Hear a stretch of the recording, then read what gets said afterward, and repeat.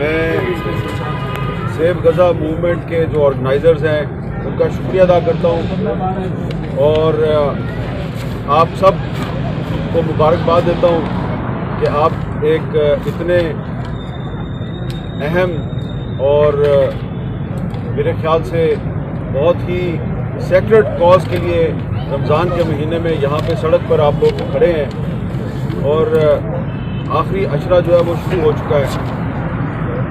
آخری عشرے میں جسمانی طاقت بھی کم ہو جاتی ہے، لیکن اس کے باوجود آپ لوگ جو ہیں یہاں پہ کھڑے ہیں۔ تو یہ جو ہم سب کی یہاں پہ موجودگی ہے، اس کا مقصد صرف یہ پیغام دینا ہے اپنے فلسطینی بھائیوں کو کہ ہم آپ کے لیے بہت زیادہ تو کچھ نہیں کر سکتے، لیکن کم از کم ہم اس مشکل گھڑی میں آپ کے ساتھ اظہار یکجہتی ضرور کر رہے ہیں۔ میں نے پچھلے کئی مہینے میں بہت سے غزہ کے متاثرین کے لیے جو مارچ ہوئے، فلسطینی بھائیوں کے حق میں سیمینارز ہوئے، وہاں پہ میں نے بہت سے لوگوں کی تقریریں سنی ہیں اور بہت سی قراردادیں پاس کی جاتی ہیں، حکومت سے بہت سے مطالبات کیے جاتے ہیں، لیکن ابھی تک ہم اپنے جو عام پاکستانی بھائی بہن ہیں ان کو یہ باور کرانے میں ابھی تک ہم کامیاب نہیں ہو سکے کہ ہم اگر چاہیں بھی کچھ کرنا، اگر ہم اپنے ڈاکٹر وہاں پہ بھیجنا چاہیں بھی، اگر ہم امدادی کاموں کے لیے وہاں پہ متاثرین کی امداد کے لیے وہاں جانا چاہیں تو ہم نہیں جا سکتے۔ مطالبات کرنا، تقریریں کرنا بڑا آسان ہے، لیکن جو گراؤنڈ ریئلٹی ہے وہ اتنی خوفناک ہے کہ اس کو بہت سے لوگ بیان بھی نہیں کرتے، یہاں تک کہ جو ہمارے ارباب اختیار ہیں وہ بھی بیان نہیں کرتے۔ یہ میرے ساتھ کھڑے ہیں مشتاق احمد خان صاحب، کسی نہ کسی طریقے سے بطور سینیٹر ویزا حاصل کر کے مصر تک پہنچ گئے، غزہ کے بارڈر تک پہنچ گئے۔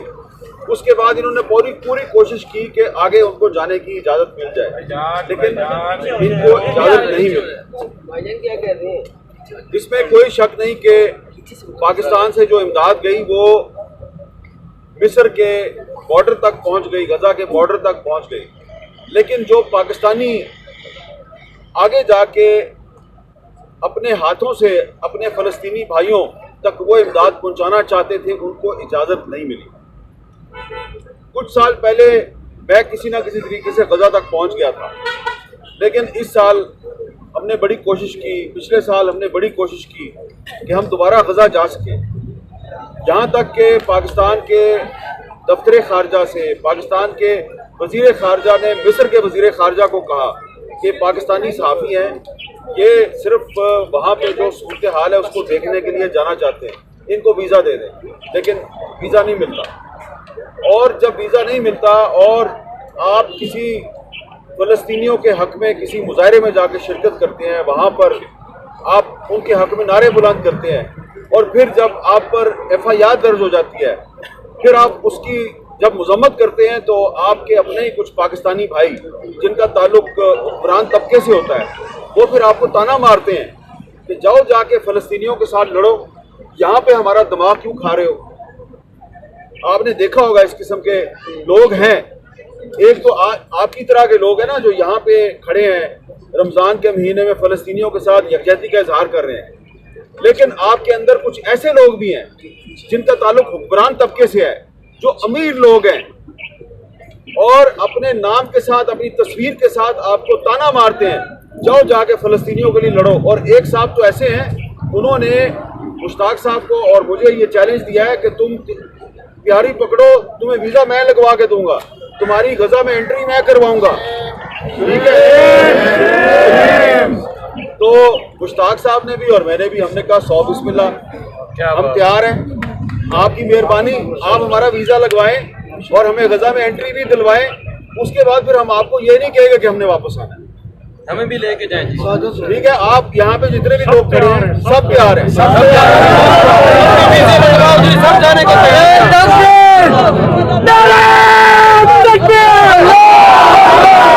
امریکہ کا جو یار ہے، اسرائیل کا جو یار ہے، یہود کا جو یار ہے، پاکستان کا مطلب کیا، فلسطینیوں سے رشتہ کیا، ابو بیدہ سے رشتہ کیا؟ بدت سے رشتہ کیا؟ نعرہ تکبیر! تو یہ جو آپ نے نعرے لگائے ہیں ابھی، یہ نعرے جو ہیں یہ صرف اسرائیلیوں کے دل پہ بوجھ نہیں بنتے، صرف یہ اسرائیلیوں کے دل میں کانٹا بن کے نہیں چبھتے. کچھ پاکستان میں بھی ایسے لوگ ہیں، پاکستان میں بھی ایسے لوگ ہیں جو کوئی تو کھل کے سامنے آتا ہے، کوئی کھل کے سامنے نہیں آتا. جو کھل کے سامنے نہیں آتے وہ زیادہ خطرناک لوگ ہیں، وہ منافقین ہیں.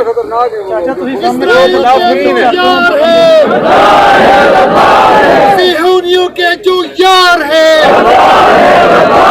لیکن بات کر لینے بھائی جان نعرے ضرور لگائے، لیکن اب برا نہ منائیے گا، میں کچھ تلخ باتیں بھی کرتا ہوں.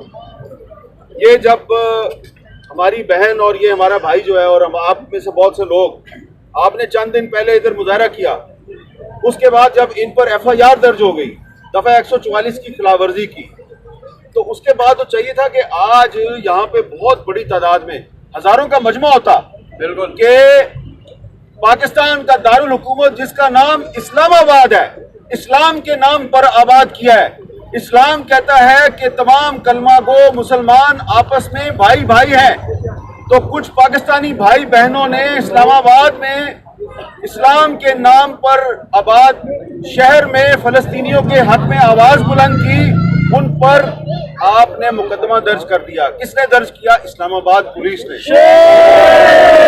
تو اس کے باوجود اسلام آباد کے جو باسی ہیں، راولپنڈی کے جو باسی ہیں، کچھ تو یہاں پر موجود ہیں، لیکن آپ اتنی بڑی تعداد میں نہیں ہیں بھائی جتنا ہونا چاہیے تھا. میں بھی اپنے گھر سے اکیلا ہی آ گیا، آپ بھی اپنے گھر سے لیکن کم از کم ان کے لیے گھر سے تو نکلیں، اپنے شہر میں اپنے گھر سے نکل کے ڈی چوک تک تو آئیں.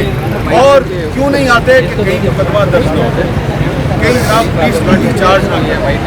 تو ہماری بہت سی بہنیں، بہت سے بچے یہاں پر موجود ہیں، مرد بھی موجود ہیں. میں نے صرف یہ کہنا ہے کہ یہ بڑا آسان ہے نعرے لگانا، لگائیں ضرور لگائیں، لیکن جو آپ کی صفوں میں منافقین گھسے ہوئے ہیں، جو تھوڑے نہیں بہت بڑی تعداد میں ہیں، جن کو فلسطین کے حق میں نعرے اچھے نہیں لگتے، وہ کہتے ہیں کہ یہ ہمارا کاز نہیں ہے. پاکستان جو ہے وہ بہت سی مصیبتوں اور مسائل میں گھرا ہوا ہے، آپ کو فلسطین کی پڑی ہوئی ہے. ان کو صرف یہ کہنا ہے کہ یہ پاکستان اسلام کے نام پہ بنا ہے. پاکستان منایا 23 مارچ 1940 کو جو قراردادیں پاس ہوئی تھی، اس میں فلسطین کی قرارداد بھی موجود تھی. تو وہ جو فلسطین کی قرارداد ہے 23 مارچ 1940 کو منظور ہوئی، وہ ہمیں پکار کہ آج 2024 میں فلسطینیوں پہ ظلم ہو رہا ہے، ان کے لیے پاکستانیوں کو آواز اٹھانی ہے. اردن، مصر، ترکی، کوئی مسلم ملک اسرائیل کے ساتھ دوستی کرتا ہے کرتا رہے، سفارتی تعلقات قائم کرتا ہے کرتا رہے، ہمیں اس سے کوئی غرض نہیں، اس لیے کہ ان کے پاس 23 مارچ 1940 کی قرارداد نہیں ہے، وہ ہمارے پاس ہے.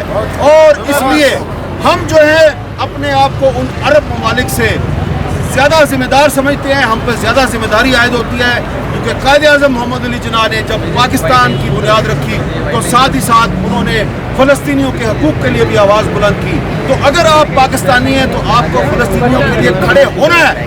اگر کوئی عرب بادشاہ آپ کے حکمرانوں کے کان میں سرگوشی کرتا ہے کہ تمہیں $1 ارب دوں گا، $2 ارب دوں گا، فلسطین کے حق میں آوازیں بلند نہ کرو، PSL کے میچوں میں فلسطین کا جھنڈا لہرانا بند کر دو، فلسطین کے حق میں جو جلوس نکالنے والے لوگ ہیں ان کے خلاف FIR درج کرو، کرتے رہے ہمارے حکمران FIR درج. اگر ہم قائد اعظم محمد علی جناح کے ماننے والے ہیں تو ہمیں فلسطین کے حق میں آواز بلند کرنی ہے، اور ہم کرتے رہیں گے. آپ جتنے مرضی مقدمات درج کریں. اور سیف غزہ کمپین کے زیر اہتمام کچھ قراردادیں منظور ہوئی، کچھ مطالبات ہیں، میں چاہوں گا کہ وہ مطالبات بھی آپ تک پہنچا دوں. یہ جو اجتماع ہے، اس اجتماع میں مطالبہ کیا جاتا ہے کہ فوری طور پر عالمی مداخلت اور جنگ بندی کا اعلان کیا جائے. यूनाइटेड नेशंस ने जंग बंदी की करारदाद तो मंजूर कर ली, लेकिन इसराइल उस पर अमल दरामद नहीं कर रहा। तो इसके बाद क्या होना चाहिए? अगर आप अफगानिस्तान पर पाबंदियां लगाते हैं तो इसराइल पर भी पाबंदियां लगाएं, लेकिन आपने इसराइल पर पाबंदियां नहीं लगाई, लिहाजा जंग बंदी की करारदाद पर अमल दरामद कराएं, वरना इसराइल पर पाबंदियां लगाएं। और बैनुल अक़वामी अदालत इंसाफ में इसराइल के खिलाफ से दायर किए गए नस्ल कुशी के मुकदमे में हुकूमत पाकिस्तान फ्रीक बनने के लिए एक बाज़ाब्ता टीम तश्कील दे। आपको मंजूर है? इस्लामी ताउन तंजीम OIC में इसराइल के जंगी जराइम पर कार्रवाई शुरू की जाए। क्या कार्रवाई? कम अज़ कम OIC इसराइल के साथ जिन इस्लामी ममालिक ने अपने दोस्ताना भारतीय ताल्लुकात कायम किए हुए उनसे कह सकती है कि ताल्लुकात खत्म करो। आपको ये करारदाद मंजूर है? अमेरिका, बरतानिया, मुत्तहिदा अरब अमारात, मिस्र और मुमलकत सऊदी अरब के सफीरों के साथ इजहार नाराज़गी करे, डिमॉश करे उनको। आपको मंजूर है? खुराक, अद्वियात और ज़रूरी सामान की खातिर दुआ मिकदार में तरसील के लिए ज़मीनी और समुद्री रास्ते का ब्लॉकेट ख़त्म करवाए और खुसूसी बहरी बेड़े फ्लोटिला की रवानगी का ऐलान करे।